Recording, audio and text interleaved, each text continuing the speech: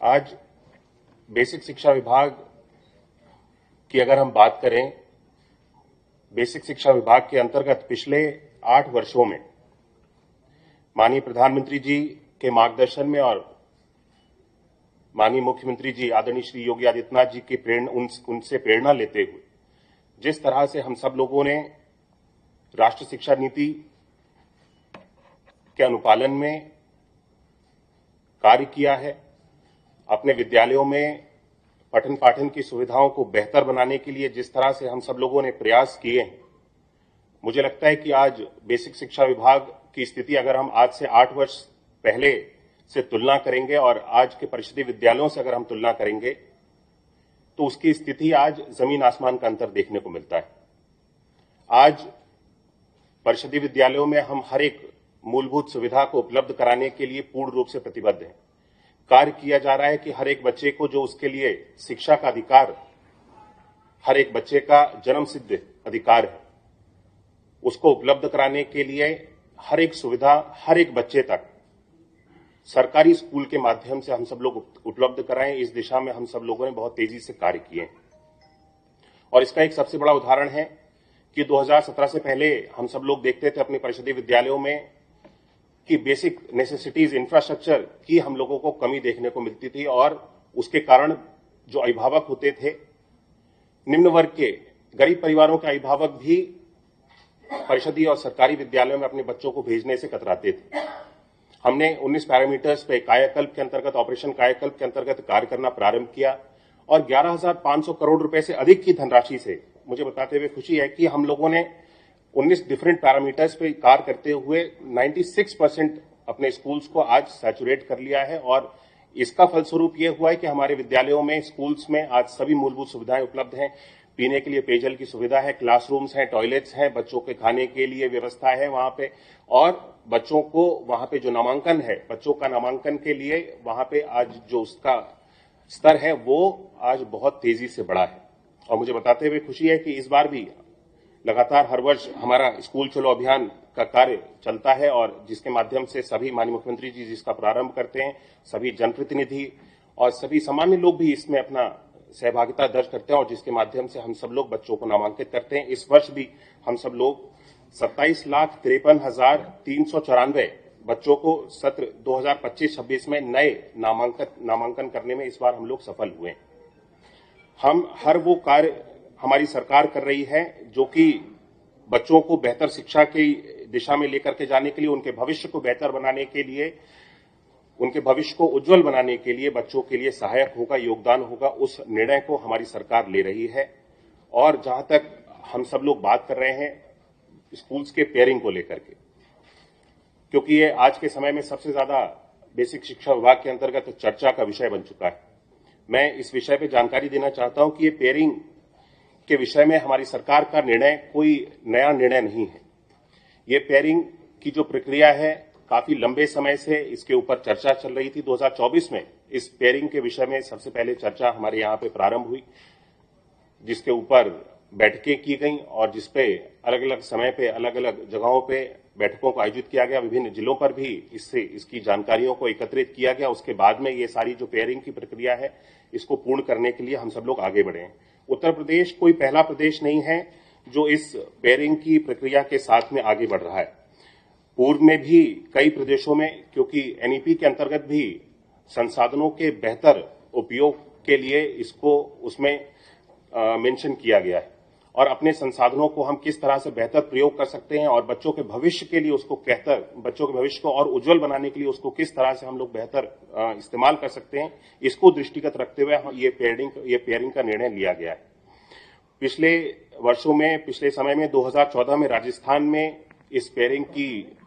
जो प्रक्रिया है इसको पूर्ण किया गया, जिसके अंतर्गत 20,000 विद्यालयों को पेयर किया गया था। मध्य प्रदेश में 2018 में इस पेयरिंग की प्रक्रिया को अपनाया गया, जिसके अंतर्गत पहले फेज में 36,000 विद्यालयों को और लगभग 16,000 समेकित परिसरों को वहां पे निर्मित किया गया। ओडिशा में 2018-19 में इसको किया गया, जिसके अंतर्गत 1800 विद्यालयों को पेयर किया जा चुका है। हिमाचल प्रदेश में भी 2022 में और 2024 में चरणबद्ध तरीके से 2 फेज में इस पेयरिंग की प्रक्रिया को पूर्ण किया गया है। तो ये मैं बताना चाहता हूं कि उत्तर प्रदेश कोई पहला प्रदेश नहीं है जहां पे ये पेयरिंग की प्रक्रिया को पूर्ण किया गया है, बल्कि हम लोगों ने प्रयास किया है कि पेयरिंग से और बेहतर क्या लाभ दिए जा सकते हैं, उसको भी हम सब लोगों ने इस अपनी व्यवस्था के अंदर जोड़ते हुए उसको समायोजित करने का प्रयास किया है। मैं इस बात को बताना चाहता हूं कि पेयरिंग की प्रक्रिया के अंतर्गत लगभग 10,000 विद्यालयों को चिन्हित किया गया था, जिनको हम लोगों ने ऐसा समझा कि उनको पेयर किया जाना उचित है, जिसके अंतर्गत अभी ये प्रक्रिया लगातार पिछले 1 माह से चल रही है और इस पे लगातार पूरे प्रदेश भर में सभी विभिन्न जनपदों में जनपद स्तर के सभी अधिकारियों के स्तर पे, जिलाधिकारियों के स्तर पे, जिला के बीएसएस के स्तर पे, सीडीओस के स्तर पे लगातार हम लोग बैठक भी कर रहे हैं और जिसपे पेयरिंग को बच्चों के हित के लिए, बच्चों के हित के लाभ के लिए ही इसको किया जाए, इसको हम सब लोग पूर्ण रूप से सुनिश्चित कर रहे हैं। जिसके अंतर्गत ये देखा गया है कि जो विद्यालय कम बच्चों वाले, कम छात्र संख्या के विद्यालय थे, जहां पे शिक्षकों की उपलब्धता कम थी, जिन विद्यालयों में छात्र संख्या कम होने की वजह से या छात्र संख्या कम है, शिक्षक वहां पे अधिक उपलब्ध हैं, इस तरह की जितनी भी चीजें थी उन सारी चीजों को मॉनिटर किया गया। उसके बाद में ये पेयरिंग का जो निर्णय है इसको लेकर के हम सब लोगों ने स्कूल की पेयरिंग को प्रारंभ किया। सबसे पहले हमारी प्राथमिकता थी कि सबसे कम छात्र वाले जो विद्यालय हैं और उसके पास में अधिकतम दूरी को तय किया गया है 1 किलोमीटर। 1 किलोमीटर से अधिक की दूरी का कोई भी विद्यालय आपस में मर्ज नहीं किया जाएगा। इसको निर्णय लेकर के और सभी जनपदों में इसकी जानकारी निर्देशित कर दिया गया है। हम सब लोग लगातार इसको सुनिश्चित कर रहे हैं कि कम छात्रों वाले विद्यालयों को, कम संसाधन वाले विद्यालयों को ही मर्ज करके हम उन विद्यालयों में मर्ज करें जहां पे अधिक संसाधन उपलब्ध हैं उस विद्यालय में, ताकि बच्चों के पठन पाठन के लिए वहां पे बेहतर सुविधाएं उपलब्ध हो सकें, बेहतर संसाधन उपलब्ध हो सकें। डिजिटल संसाधन जिन विद्यालयों में अच्छे उपलब्ध हैं उन सभी विद्यालयों में हम सब लोगों ने मर्जर करके विद्यालयों को मर्ज करने का प्रयास किया है। ये सुनिश्चित किया है कि छात्रों की और शिक्षकों का जो अनुपात है, यानी पीटीआर जो है, पीटीआर को बराबर रखा जा सके। छात्रों और शिक्षक का जो अनुपात होता है वो बराबर रहे। 30 बच्चों पे प्री प्राइमरी में 30 बच्चों पे एक शिक्षक का और अपर प्राइमरी में 35 बच्चों पे एक शिक्षक का जो अनुपात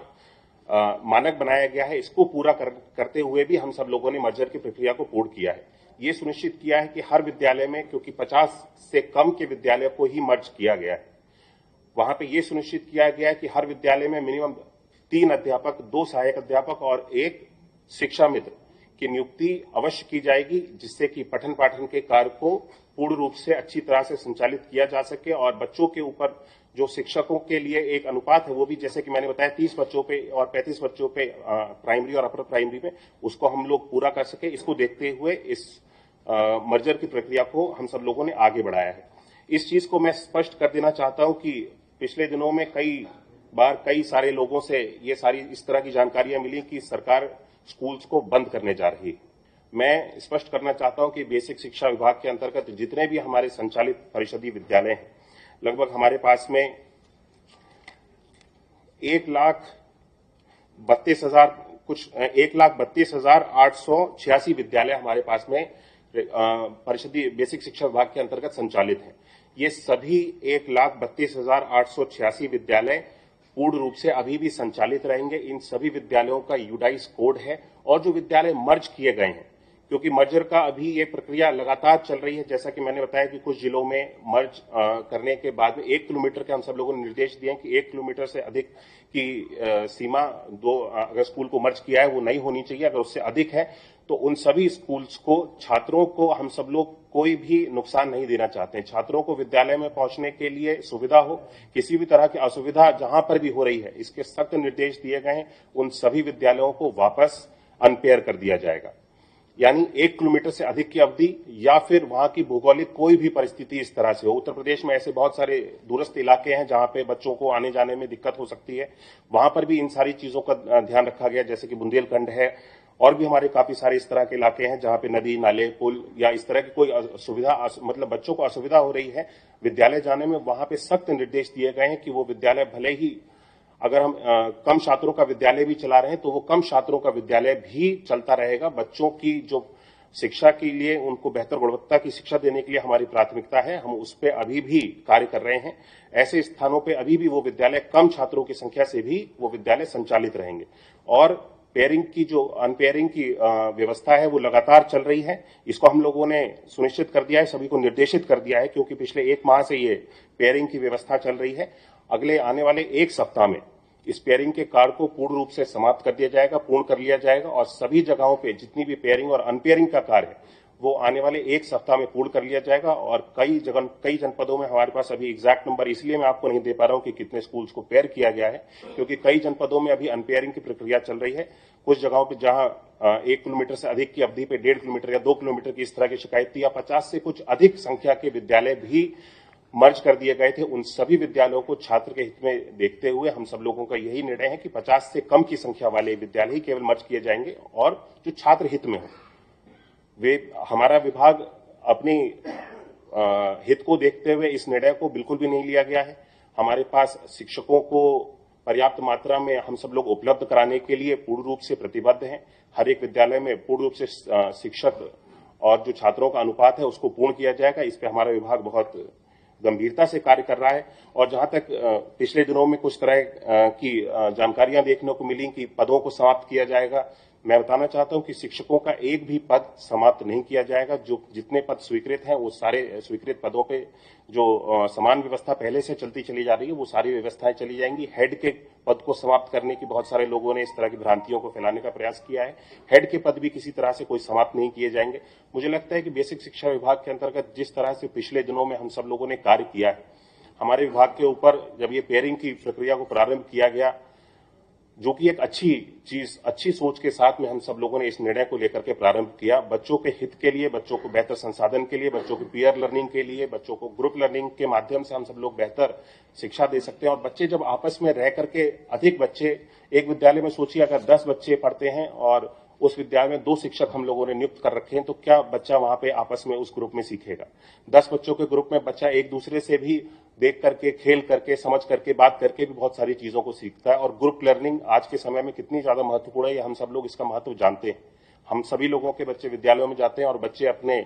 जो ग्रुप के साथ में रह करके सीखते हैं, ग्रुप लर्निंग के साथ में सीखते हैं, वो शायद बच्चों को कहीं और से वो सीख और वो ज्ञान नहीं दिया जा सकता। इसको भी देखते हुए ग्रुप लर्निंग को बेहतर हम सब लोग कर सकें, एक मर्जर का निर्णय लिया गया, ताकि विद्यालय में अधिक से अधिक संख्याओं के बच्चों की, छात्रों की संख्या बढ़े। और जब छात्रों की संख्या किसी विद्यालय में बढ़ेगी तो ये स्वाभाविक है कि उस विद्यालय में शिक्षकों की भी संख्या बढ़ेगी छात्रों की संख्या के हिसाब से, और उसके साथ साथ जो संसाधन बच्चों को उपलब्ध कराए जाते हैं वहां पे उन संसाधनों की भी स्थितियों को बेहतर हम सब लोग कर सकेंगे, और संसाधन भी अधिक मात्रा में एक विद्यालय में उपलब्ध कराए जाएंगे, जिससे कि बच्चों की लर्निंग को बेहतर किया जा सकेगा। इन सारी चीजों को देखते हुए पेयरिंग को किया गया, लेकिन फिर भी हमारे विरोधियों के द्वारा भ्रांति, इस तरह की अफवाहें फैलाई गई कि पेयरिंग से स्कूलों को बंद किया जा रहा है। सरकार चाहती नहीं है कि बच्चों का जो शिक्षा का अधिकार है हर बच्चे का, वो बच्चों से छीना जा रहा है। हम शिक्षा के अधिकार को छीनने नहीं जा रहे हैं, बल्कि उसके शिक्षा के अधिकार को और मजबूती देने के लिए हम इस पेयरिंग के निर्णय के साथ में आगे बढ़े। और ये कोई निर्णय ऐसा नहीं है कि किसी विद्यालय को पेयर कर दिया तो वो विद्यालय हमेशा के लिए पेयर कर दिया गया है। ये छात्रों की संख्या के ऊपर पूर्ण रूप से इसको हम लोग निर्भर हैं। अगर छात्रों की संख्या भविष्य में आगे बढ़ती है या छात्रों की संख्या अधिक होती है और जिस विद्यालय को पेयर किया गया है वहां पर उन छात्रों के लिए बैठने के लिए, पठन पाठन की व्यवस्था में किसी भी तरह की कोई असुविधा अगर होगी, तो जो हमारे पास अतिरिक्त भवन है, जैसा कि मैंने कहा कि एक भी विद्यालय बंद नहीं होगा। हर एक विद्यालय का जो उनके पास में यूनिक यूडाइस कोड होता है हर एक विद्यालय का, वो यूडाइस कोड हर एक विद्यालय का बरकरार रहेगा। ये विद्यालय आज भी बेसिक शिक्षा परिषद के विद्यालय के तौर पर ही कहलाए जाएंगे, और इन विद्यालयों में पठन पाठन का कार्य भी किसी भी विद्यालय में बंद नहीं होगा। और भविष्य में अगर इनकी आवश्यकता होगी तो इनमें फिर से हम सब लोग स्कूल की जो सुचारू व्यवस्था है, छात्रों की संख्या अधिक हो जाने पर उनको हम इस्तेमाल कर सकेंगे। जो भवन अभी हम लोगों ने पेयर करने के बाद में जो भवन खाली हुए हैं, इन भवन को हम सब लोग किस तरह से इस्तेमाल करेंगे, इसके बारे में भी मैं आपको जानकारी देना चाहता हूं। हम सब लोग जितने भी भवन हमारे इस पेयरिंग की प्रक्रिया के बाद में और अनपेयरिंग की प्रक्रिया पूर्ण हो जाने के बाद में शेष बचेंगे, उन सभी भवनों के साथ में हमारा विभाग, बेसिक शिक्षा विभाग, आईसीडीएस विभाग के साथ में मिल करके हम प्री प्राइमरी यानी बाल वाटिका को प्रारंभ करने जा रहे हैं। ये प्रथम वर्ष होगा, जब क्योंकि भारत सरकार ने भी कहा है कि 6 वर्ष की आयु से हम कक्षा 1 में बच्चे का दाखिला करेंगे। ये नियम जो है पूरे देश भर पे लागू होता है। इसके इसको देखते हुए बच्चों के लिए जो अर्ली चाइल्डहुड एजुकेशन है यानी प्री प्राइमरी की एजुकेशन है, उससे कहीं ना कहीं बच्चों को हम अपने परिषदीय विद्यालयों में उससे दूर जाते हुए हम सब लोगों ने महसूस किया। इस निर्णय को इसलिए लिया गया कि बच्चों को प्री प्राइमरी एजुकेशन यानी कि अर्ली चाइल्डहुड एजुकेशन बच्चे के लिए कक्षा 1 में सीधा दाखिला लेने से पहले उसके पास में बेसिक नॉलेज इतनी होनी चाहिए, यानी जो एलकेजी, यूकेजी और प्री प्राइमरी जितनी हम सब लोग व्यवस्थाएं देखते हैं सभी स्कूल्स में, प्राइवेट स्कूल्स में जो व्यवस्थाएं बनाई गई हैं, उसी तरह से हम सब लोग अपने परिषदीय विद्यालयों में भी इन सारी व्यवस्थाओं को अब से प्रारंभ करने जा रहे हैं। पूर्व में बाल वाटिका के तौर पर आईसीडीएस डिपार्टमेंट के साथ में इन सारी व्यवस्थाओं को चलाया जाता रहा है, जहां पे बच्चों के पोषण ट्रैकर के माध्यम से उनके पोषण की भी देखभाल की जाती थी और बच्चों को वहां पे खेलकूद की सामग्री भी, जो कि हमारे विभाग के द्वारा काफी सारी सामग्रियां हैं जिनको उपलब्ध कराया जाता था, जिसमें वंडर बॉक्स है, बच्चों के लिए प्ले मटेरियल है, वर्क बॉक्स हैं, बिग स्टोरी बुक्स हैं, उनके लिए खेलकूद की सामग्री है, जॉयफुल लर्निंग कॉर्नर्स हैं, ऐसी बहुत सारी चीजें हैं जो आंगनवाड़ी के जो कोलोकेटेड आंगनवाड़ीज हैं जहां पे बाल वाटिकाओं को संचालित किया जा रहा था, वहां पे बेसिक शिक्षा विभाग के द्वारा पूर्व में भी उपलब्ध कराया जाता रहा है। इसको और सुदृढ़ और बेहतर हम लोगों ने बनाने का इस वर्ष से प्रयास किया है और 3 से लेकर के 6 वर्ष की आयु तक के बच्चों के लिए हम लोगों ने करिकुलम भी बेसिक शिक्षा विभाग के द्वारा एससीईआरटी के द्वारा एक नया करिकुलम तैयार किया गया है, जो कि 3 से लेकर के 4 वर्ष की, 4 से लेकर के 5 वर्ष की आयु तक के बच्चों के लिए और 5 से लेकर के 6 वर्ष की आयु तक के लिए 3 अलग अलग हम लोगों ने टेक्स्ट बुक्स और करिकुलम्स को तैयार किया है बच्चों को पढ़ाने के लिए, जिसके माध्यम से इस वर्ष से बच्चों के पठन पाठन के कार्य को आगे बढ़ाया जाएगा। इन सभी विद्यालयों में हम सब लोग प्री प्राइमरी की क्लासेस को प्रारंभ करेंगे, जितने भी विद्यालय हमारे भवन खाली हुए हैं, और इसके लिए पठन पाठन के लिए हम सब लोगों ने ईसीसी एजुकेटर्स की नियुक्ति भी प्रारंभ कर दी है। ये एजुकेटर्स बच्चों को प्री प्राइमरी में पढ़ाने के लिए वर्ष 24-25 में 10,684 ईसीसी एजुकेटर्स के लिए इनकी नियुक्ति की कार्रवाई को प्रारंभ किया गया था और वर्ष 25-26 में 8,800 ईसीसी एजुकेटर्स की नियुक्ति के लिए हम सब लोगों ने इसकी प्रक्रिया को प्रारंभ कर दिया। ये सभी एजुकेटर्स नियुक्त हो जाने के बाद में प्री प्राइमरी की, जिसकी मैंने बात करी कि यानी कि 3 वर्ष से लेकर के 6 वर्ष तक की आयु तक के जो बच्चे हैं, इनको पढ़ाने के लिए अपना योगदान देंगे। इनके लिए जो करिकुलम तैयार किया गया है और जो वंडर बॉक्स के माध्यम से और भी जो सारी चीजें, गतिविधियां पहले से जो चलती चली आई हैं, इन सभी विद्यालयों में इन सारी गतिविधियों को प्रारंभ किया जाएगा। इसका फलस्वरूप ये होगा कि क्योंकि 6 वर्ष की आयु जो बच्चों के लिए निर्धारित की गई है कक्षा 1 के लिए, उससे पहले अभी तक पिछले समय में ऐसा रहता था कि बच्चे को 4.5 वर्ष की आयु में, 5 वर्ष की आयु में भी कक्षा 1 में दाखिला हो जाता था और बच्चे अपने पठन पाठन के कार्यों को प्रारंभ कर देते थे। लेकिन अब जब 6 वर्ष की आयु को निर्धारित कर दिया गया है, तो उससे पहले बच्चे, क्योंकि 3 वर्ष से लेकर के 6 वर्ष तक की आयु में कुछ ना कुछ सीखे, उनका बैकग्राउंड और बेस मजबूत हो सके, इन सारी चीजों को देखते हुए इस निर्णय को लेकर के सभी विद्यालयों में प्री प्राइमरी के क्लासेस को सुचारू रूप से चलाया जाएगा, जिसके लिए हम सब लोगों ने 15 अगस्त तक इसको हम लोगों ने निर्धारित किया है कि जितने भी भवन इस प्रक्रिया को 1 सप्ताह के अंदर हम सब लोग पेयरिंग और अनपेयर की प्रक्रिया को हम सब लोग पूर्ण कर लेंगे और आने वाली 15 अगस्त तक इन सभी विद्यालयों को, कोई भी विद्यालय ऐसा नहीं रहेगा जो विद्यालय खाली हो, जिनको बाल वाटिका के रूप में यानी प्री प्राइमरी के रूप में हम सब लोगों ने कन्वर्ट किया है, अपने परिषदीय विद्यालयों के साथ में ही जोड़ करके इन सभी विद्यालयों को 15 अगस्त तक हम सब लोगों ने सुनिश्चित किया है कि इसको सुनिश्चित करेंगे कि सभी विद्यालयों में प्री प्राइमरी और बाल वाटिका की जो गतिविधियां हैं वो सारी प्रारंभ हो जाएं। मुझे लगता है कि शिक्षक के समायोजन की भी, शिक्षकों के समायोजन की जो अभी प्रक्रिया हम सब लोगों ने हाल ही में पूर्ण की है, इसके बारे में भी बहुत सारी चर्चा हुई। मुझे भी ये लगता है कि ये अपने आप में एक बहुत ही सकारात्मक पहल बेसिक शिक्षा विभाग के द्वारा की गई। हम लोगों ने ऐसे विद्यालयों को चिन्हित किया जहां पे शिक्षकों की मात्रा अधिक थी और ऐसे विद्यालयों को चिन्हित किया जहां पे शिक्षकों की मात्रा कम थी, यानी डेफिसिट के विद्यालय। सरप्लस और डेफिसिट विद्यालयों की इस प्रक्रिया को भी पूर्ण किया गया। पिछले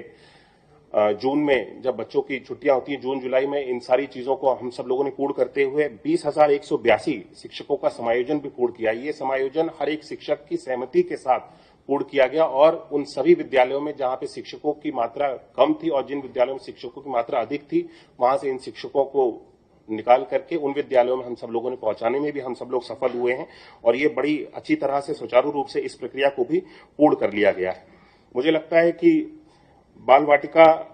और प्री प्राइमरी में जिस तरह से हम सब लोग इस निर्णय को लेकर के आगे बढ़ रहे हैं, इसमें पूरी तरह से सरकार ये चाहती है कि हम बच्चों के हित को लेकर के आगे बढ़ें। और फिर भी अगर किसी भी जगह पे किसी भी अभिभावक को किसी भी तरह की कोई शिकायत है, तो उन सभी शिकायतों को भी सभी जनपदों में बीएसएस के जितने ऑफिस हैं वहां पे एक शिकायती ग्रीवियंस सेल को फीडबैक के लिए एक ग्रीवियंस सेल को बना करके चालू कर दिया गया है, जो कि पहले से संचालित है, जहां पर जाकर के कोई भी व्यक्ति कोई भी अभिभावक अगर उसको किसी भी तरह की कोई कठिनाई हो रही है या इन सारी मर्जर की प्रक्रिया से किसी भी तरह का कोई असुविधा है, वो अपनी बातों को बता सकता है। उसकी बातों को सुन करके उन सारी चीजों पे तुरंत निर्णय लिया जा रहा है, सभी लोगों को निर्देशित किया गया। और जो जैसा कि मैंने पहले बताया आपको, अनपेयरिंग की जो प्रक्रिया है वो एक सप्ताह के अंदर पूर्ण कर ली, अनपेयरिंग और पेयरिंग की जो प्रक्रिया है वो एक सप्ताह के अंदर पूर्ण कर ली जाएगी। उसके बाद में हम सब लोग इस स्थिति में होंगे कि हमारा हर एक विद्यालय छात्रों और शिक्षकों के अनुपात को पूर्ण कर सके। इस दृष्टि की ओर, इस चीज को पूरा करने की ओर हम सब लोग आगे बढ़ेंगे। मुझे लगता है ये सारी चीजें एक सकारात्मक दिशा में आगे लेकर के जाने का विषय है। जिस तरह से पिछले एक माह में इस पेयरिंग की प्रक्रिया को प्रारंभ होने के बाद में हमने जितने भी लोगों के द्वारा इसकी संबंध में भ्रांतियों को और नकारात्मक चीजों को फैलाते हुए सुना है, और खासतौर पर हमारे विरोधी जिनके समय में शिक्षा की व्यवस्था को पूरी तरह से स्ट्रेचर पर ला दिया गया था। शिक्षा की व्यवस्था यानी परिषदीय विद्यालयों की बात करें तो किसी भी तरह की कोई सुविधा नहीं,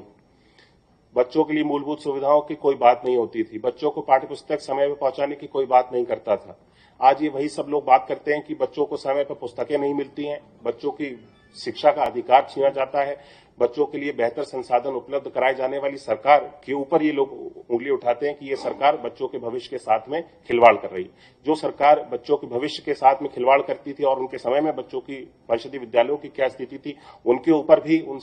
सभी लोगों को जो इसके ऊपर टिप्पणियां कर रहे हैं उनको चिंता करने की आवश्यकता है। मुझे लगता है कि ये सरकार का निर्णय,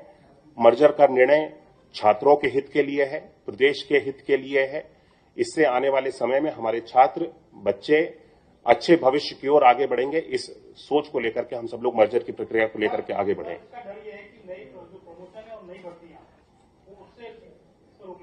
देखिए, नई भर्तियों पे सरकार ने कभी भी नहीं कहा कि हमने कोई रोक लगाई है। हम छात्र और शिक्षक के अनुपात की बात करते हैं। उसके अनुसार जब ये पेयरिंग की प्रक्रिया पूर्ण हो जाएगी, हमने जैसे कि कहा कि मिनिमम अगर 50 बच्चों का विद्यालय है, वहां पे 3 शिक्षक रहने चाहिए, 2 सहायक अध्यापक और 1 शिक्षा मित्र। अगर ये सारे मानक पूर्ण नहीं होते हैं, हम बिल्कुल भी नहीं कहते कि हम छात्रों की शिक्षकों की नियुक्ति के खिलाफ हैं। हम अपने मानक को पूर्ण करेंगे। अगर हमारा मानक पूर्ण नहीं होगा, हम नई शिक्षकों की भर्ती भी करेंगे। हमारी प्राथमिकता है कि पीटीआर को हम सब लोग बरकरार रखें।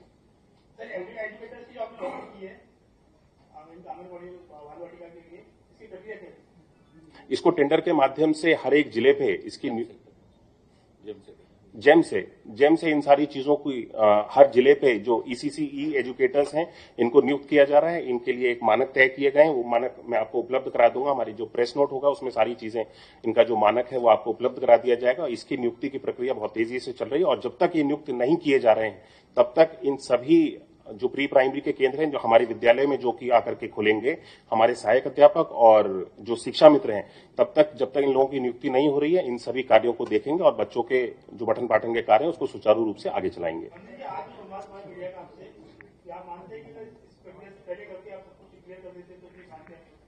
मैं जोड़ना चाहूंगा कि जब इस विलय के आदेश जारी किए गए, अगर ये मानक उसी समय स्पष्ट कर दिए गए होते, तो जितना आप कह रहे हैं कि लोग प्रचार कर रहे हैं, दुष्प्रचार कर रहे हैं, जो भी, शायद आज आपको इस स्थिति पर ना आना। देखिए, मुझे लगता है कि कोई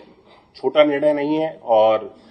जब कई सारे स्कूल्स को मर्ज करना है तो इसमें बहुत सारी चीजें ऐसी होती हैं। आप सब लोगों के सामने और सभी आमजन के सामने किसी जानकारी को हम लोग प्रस्तुत करें तो एक ऐसी स्पष्ट जानकारी होनी चाहिए जिसपे सारी चीजें, सारी कार्यों को पूर्ण कर लिया जा चुका है। मुझे लगता है कि हमने इस प्रक्रिया को पूर्ण करने के लिए बहुत सारी चीजों को, कई सारी बैठकों को हम सब लोगों ने करते हुए इन सारी चीजों पे, इस निर्णय पे आज पहुंचे हैं कि इस पेयरिंग की प्रक्रिया को हम सब लोग छात्र हित में पूर्ण कर सकें। और मुझे जब आवश्यकता लगी कि इसकी जानकारी, जब हम सब लोग इस जगह पे पहुंच गए कि ये जानकारी अब पूर्ण रूप से स्पष्ट जानकारी है और आप लोगों तक और आपके माध्यम से हर एक व्यक्ति तक, आमजन तक ये जानकारी पहुंचनी चाहिए, इसको हम आप लोगों के साथ में साझा कर रहे हैं। क्यों ओबीसी का अभ्यर्थियों का आरोप है कि सरकार नहीं चाहती कि सुप्रीम कोर्ट में उसकी सुनवाई हो, सरकार डिले करा रही है। देखिए, सरकार कोर्ट की प्रक्रिया को तो कभी भी डिले नहीं करा सकती है। ये तो मैं आपसे पहली बार शायद सुन रहा हूं कि कोर्ट में सरकार का कोई हस्तक्षेप नहीं होता है। कोर्ट की प्रक्रिया है, हम लोग इसका आप लोगों के सामने मैं बोलना चाहता हूं कि सरकार किसी भी भर्ती के लिए, और खासतौर पे आप 69,000 भर्ती की बात कर रहे हैं, हम किसी भी भर्ती के विरोध में नहीं है और हम नहीं चाहते कि किसी भी भर्ती को रोका जाए या फिर जितने भी इसमें लोगों को लाभान्वित होना है उसको लाभ मिलने से भी रोका जाए। हम पूरी तरह से पॉजिटिव हैं, हम हर एक चीज के लिए तैयार हैं, लेकिन इन सारी चीजों का जब समाधान जो भी लोग हैं इसमें, जो भी जिस तरह से हम सारी चीजों को देख रहे हैं, सारे लोग जब कोर्ट का रास्ता इसमें लेकर के न्याय को लेकर के जाना चाहते हैं तो कोर्ट के ऊपर हम लोगों को विश्वास है। कोर्ट जो भी न्याय करेगा, जो भी निर्देश करेगा, उन सारी चीजों का हम लोग पालन करेंगे। हम पॉजिटिव हैं। हम किसी भी अभ्यर्थी के साथ में जो इस शिक्षक की भर्ती में जिसने जो भी प्रतिभाग जिसने किया और जो नियुक्ति के लिए हकदार है, हम उसके लिए उसके खिलाफ में नहीं है।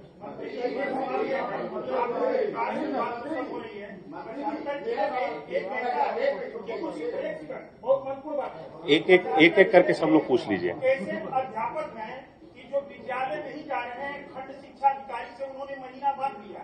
कागज में उनकी हाजिरी लगी और वेतन विड्रॉल हो रहा है।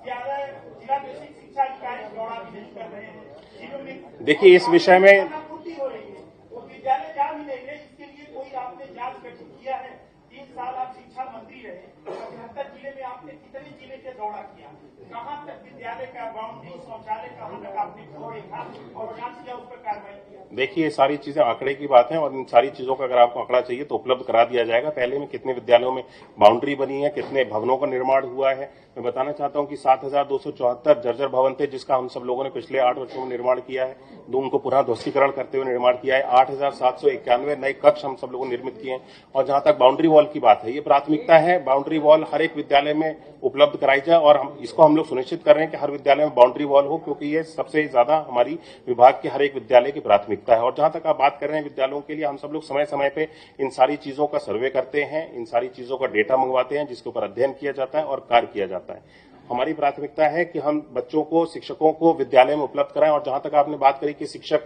जो है विद्यालय नहीं जाते हैं, तो ये 2017 से पहले तो इस तरह की चीजें हम लोगों को देखने को मिलती थी कि शिक्षक दूसरे शिक्षकों को नियुक्त कर देते थे और उनको अपनी सैलरी का कुछ हिस्सा दे दिया जाता था और वो शिक्षक जो शिक्षक स्वयं में नहीं है, वो शिक्षक जाकर के विद्यालयों में पढ़ाते थे। हमने हर वो कदम को उठाने का प्रयास किया है कि जिससे हमारे शिक्षक विद्यालय में जाकर के पढ़ाएं और शिक्षकों का विद्यालयों में जाने की जो संख्या है, अगर हम स्वयं पिछले 8 वर्षों में देखेंगे तो इसमें बहुत बड़ा सुधार आया है। आज हर एक विद्यालय में शिक्षक पहुंचता है और हम वो हर कदम उठा रहे हैं जिससे कि शिक्षकों को वहां पे पहुंचाने के लिए, विद्यालय में पहुंचाने के लिए, हम सब लोगों को बच्चों के भविष्य के लिए सुविधा हो सके।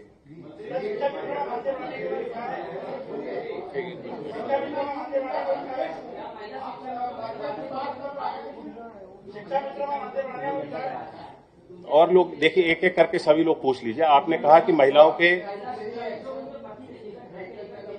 महिला शिक्षा मित्रों के एवं सभी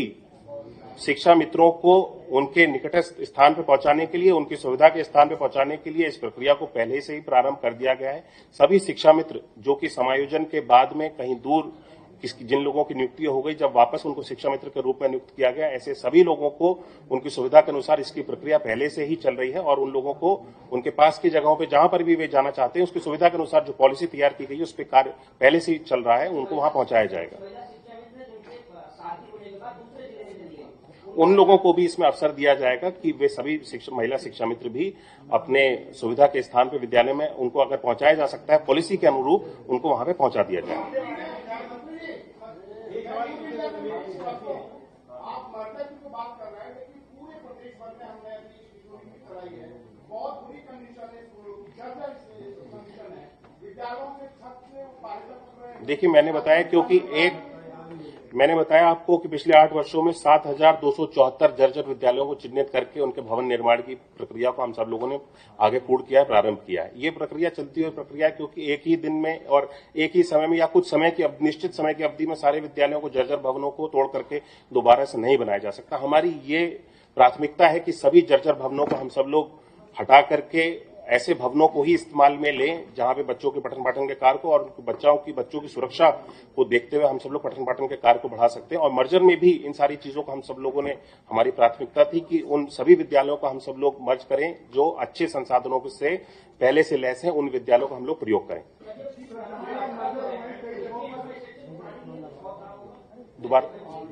दोबारा पूछिए।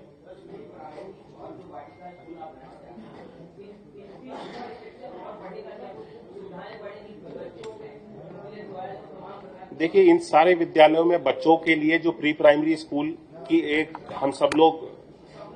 व्यवस्थाएं होनी चाहिए। बच्चों में जो दीवारों पे पेंटिंग होती है, सारी चीजें रंग रोगन होता है, इन सारी चीजों को जो एक प्री प्राइमरी स्कूल में होनी चाहिए वो सारी चीजों को बनाया जाएगा। जो प्री प्राइमरी स्कूल उसको हम लोग बना रहे हैं तो उसके अंदर जो पहले से सारे संसाधन हम सब लोग दे रहे हैं।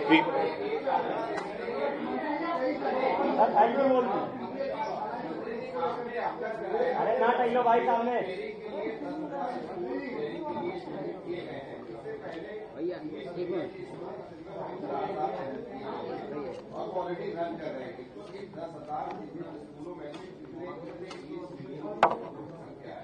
देखिए, इंग्लिश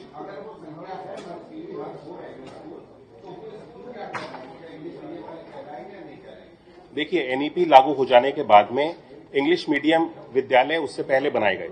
इंग्लिश मीडियम विद्यालयों को अब कोई अलग से हम लोग इंग्लिश मीडियम विद्यालयों को बनाते नहीं है बेसिक शिक्षा विभाग में, और हर एक विद्यालय में इंग्लिश को एक सब्जेक्ट के रूप में आज पढ़ाया जाता है। हर विद्यालय में इंग्लिश का सब्जेक्ट है और बच्चों को उसकी पढ़ाई की जा रही, पठन पाठन की वहां पे जो भी गतिविधियां हैं वो पूर्ण की जा रही हैं। हम इसको सुनिश्चित करेंगे कि इस तरह का कोई भी अगर विद्यालय है जहां पे पहले से अच्छी सुविधाएं हैं, वहां पे सारी बच्चों की पठन पाठन के कार्य के लिए लर्निंग में किसी भी तरह की असुविधा नहीं हो रही है, उसको पेयर नहीं किया जाएगा। उसको अगर पेयर कर भी दिया गया है तो अनपेयरिंग के, जैसे मैंने आपको बताया कि एक सप्ताह के अंदर सभी विद्यालयों को अनपेयर कर दिया जाएगा जो छात्र के हित में नहीं है। उन सभी विद्यालयों को अनपेयर करके वहां पे सुचारू रूप से जिस तरह से पहले पठन पाठन कार्य चल रहा था वो चलाया जाएगा।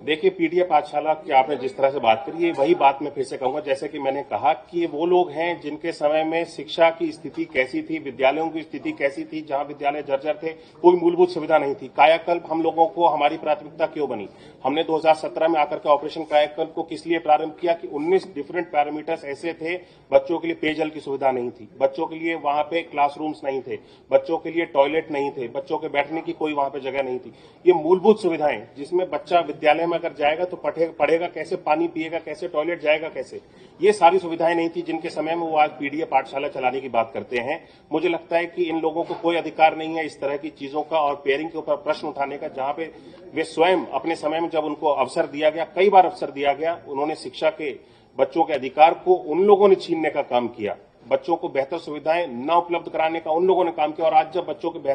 उनके बेहतरीकरण के लिए, उनके हित के लिए कार्य किया जा रहा है तो ये लोग उस पर प्रश्न उठा रहे हैं।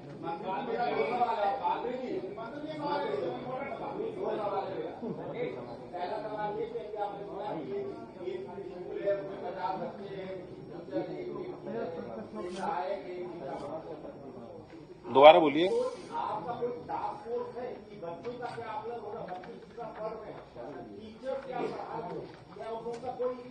बिल्कुल होता है जी, ये तो सारी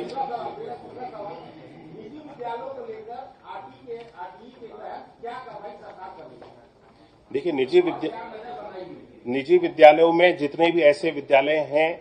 जिनके पास में मान्यता नहीं है, वो हमारी प्राथमिकता है। ऐसे सभी विद्यालयों को हम प्राथमिकता के आधार पर बंद करेंगे और ऐसे विद्यालय जहां पे कोई मानक नहीं पूर्ण करते हैं, ऐसे विद्यालय कहीं पर भी नहीं चलाए जाएंगे और ऐसे विद्यालयों को बंद करने की प्रक्रिया लगातार चल रही है। और जहां तक आपने बात करी हमारे सर्वेस को लेकर के, हमारे सर्वे, बहुत सारे सर्वे हैं, अशर के सर्वे हैं, पीएम परख का सर्वे है, ये समय समय पर ये सारे सर्वेस बताते हैं। अगर आप इनकी रिपोर्ट देखेंगे, आज उत्तर प्रदेश की स्थिति में बताना चाहता हूं, ये जो परख का सर्वे है 2024 का, इसके अंतर्गत अगर मैं उत्तर प्रदेश की बात करूं तो लैंग्वेज जो कि नेशनल एवरेज है 64% का, भाषा का उत्तर प्रदेश में 68% का एवरेज है। मैथमेटिक्स का एवरेज, नेशनल एवरेज 7% का है, उत्तर प्रदेश में 64% का है। भाषा के लिए नेशनल एवरेज 57% का है, उत्तर प्रदेश में 55% है। मैथमेटिक्स के लिए ग्रेड 6 की बात कर रहा हूं, इससे पहले ग्रेड 3 की बात कर रहा था। ग्रेड 6 में अगर मैं बात करूं, नेशनल एवरेज जो बच्चों के लिए है 46% का है, उत्तर प्रदेश में 45% का है। अशर की रिपोर्ट ये अपने आप में कहती है कि बच्चों की जो शिक्षा की गुणवत्ता है उसमें अभूतपूर्व सुधार हुए हैं। उत्तर प्रदेश के अंदर उन्होंने ये मेंशन किया है, कोट किया है कि there is something happening in UP, अलग से लिखा है कि बच्चे यहाँ पे विद्यालय में अधिक मात्रा में जाना प्रारंभ हो गए हैं। बच्चों जो विद्यालयों में छात्रों की संख्या है वो अपने आप बढ़ने लगी है। उत्तर प्रदेश में कुछ ऐसा हो रहा है जो बच्चों की शिक्षा के लिए, उनको बेहतर भविष्य की ओर लेकर के जाने के लिए बच्चों के अभिभावकों को और बच्चों को दोनों को प्रेरित कर रहा है, जिससे बच्चों की संख्या विद्यालयों में अधिक हो रही है और बच्चे निपुण विद्यालयों की भी अगर मैं बात करूं तो उत्तर प्रदेश में अभी तक 46,000 से अधिक विद्यालय, यानी कि जिन बच्चों में भाषा और गणित का ज्ञान निपुण के जो लक्ष्य हैं उन सारी चीजों को हमने पूर्ण किया है। 46,000 से अधिक विद्यालय ऐसे हैं जिनको निपुण विद्यालय के रूप में घोषित कर दिया गया है। सोचिए, ये सारी चीजें मानक हैं जिसपे हम समय समय पे सर्विस करते रहते हैं और हमारी सरकार के द्वारा इनका फीडबैक भी लिया जाता है। ऐसा नहीं है कि बच्चों को विद्यालय में डाल करके छोड़ दिया गया है।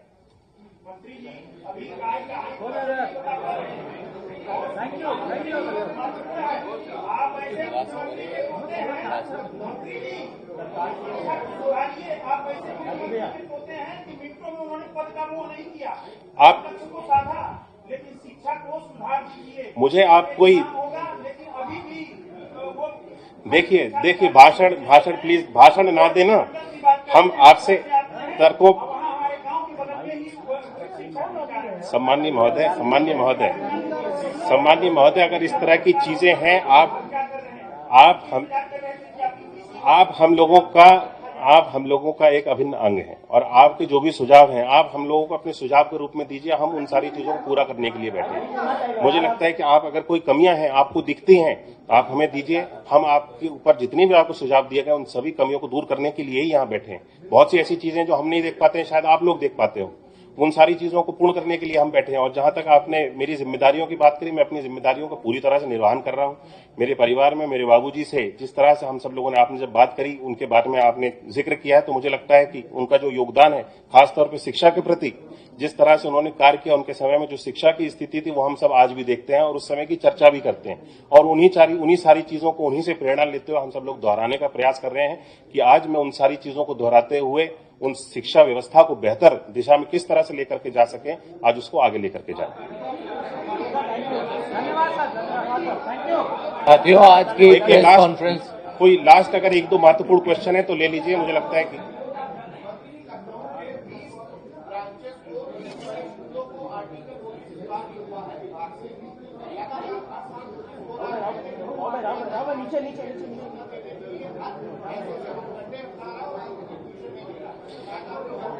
देखिए, आरटी के मानक जो हैं उन सारी चीजों को पूर्ण करते हुए जितने भी विद्यालयों में आरटी के अंतर्गत दाखिले होने हैं, इसको हम सब लोग सुनिश्चित करेंगे पूर्ण रूप से एक एक बच्चे को दाखिला दिया जाए। इस पे हम सब लोग बहुत सख्ती से कदम ले रहे हैं और ऐसे कोई भी विद्यालय है जहां पे बच्चे को मानक के अनुसार आरटी का दाखिला होना चाहिए और अगर दाखिला नहीं हो रहा है, इसके सख्त निर्देश दिए गए हैं और इसका लगातार डेटा भी कलेक्ट किया जा रहा है। ऐसा अगर कोई भी विद्यालय निकलता है जिसपे मानक उस बच्चे के पूर्ण है और उस बच्चे को उस आरटी के माध्यम से उस विद्यालय में दाखिला होना चाहिए, उसको हम सुनिश्चित करेंगे, 100% होंगे। और अगर कोई विद्यालय नहीं करता है तो उसके खिलाफ कार्रवाई की जाएगी और अगर कोई गलत है तो विद्यालय के ऊपर दबाव भी नहीं बनाया जाएगा।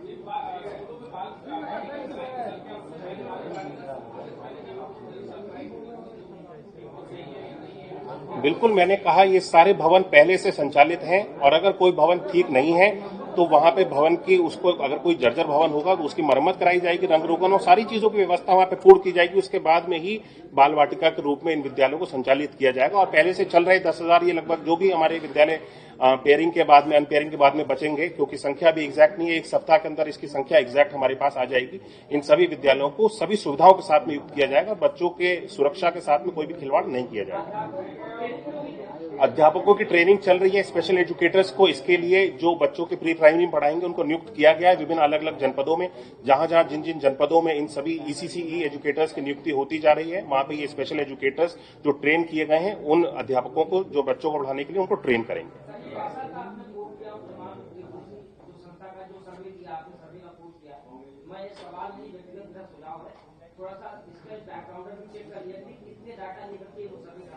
बहुत फ्रॉड चल रहा है। ये जो मैं रिसर्च का स्कॉलर विद्यार्थी हूँ, ये लोग कम